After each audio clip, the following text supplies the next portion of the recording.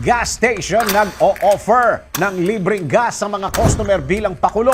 Mga customer inaasahang nakasuot ng bikini. Minsan ay iba-iba ng paandar ng mga negosyante sa pagpopromote ng kani-kanilang mga businesses sa mga tao para sila ay puntahan o tangkilikin. Gaya na lang ng isang gas station na ito sa kwentong ito na nakaisip ng isang kakaibang gimmick para ipromote ang kanilang establishmento sa pamamagitan ng pagbibigay ng libreng gas sa mga magpapagasolina sa kanila ng nakabikini. Kung naging matagumpay ba ang paraan ng pagpopromote, narito ang kwento. Isang gas station mula sa Russia ang nagpasikat sa social media dahil sa kanilang kakaibang promotional stunt. Matapos itong mag-anunsyo ng libreng gas sa sino mang pupunta sa kanilang gas station ng nakasuot na ang bikini.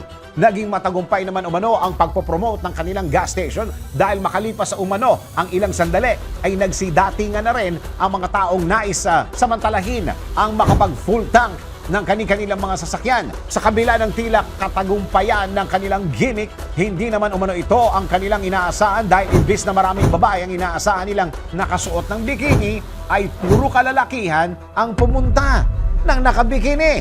Dahil wala naman umanong nakalagay sa kanilang promo na para lamang yun sa mga babae, ay kinarir na ng mga lalaking customer ang pagsusuot ng bikini.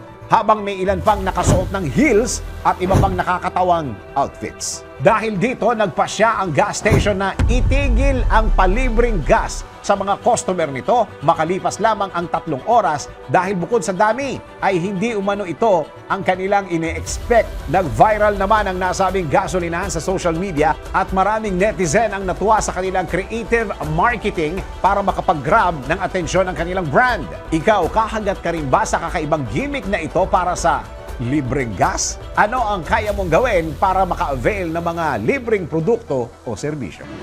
DWIZ Research Report. Report. Thank you for watching. Tuloy lang ang panonood at pakikinig ng tamang balita sa DWIZ News, DWIZ News FM Regional, DWIZ News TV, Aliw Channel 23 nationwide. Mag-follow, like, subscribe at i-share ang aming mga social media accounts.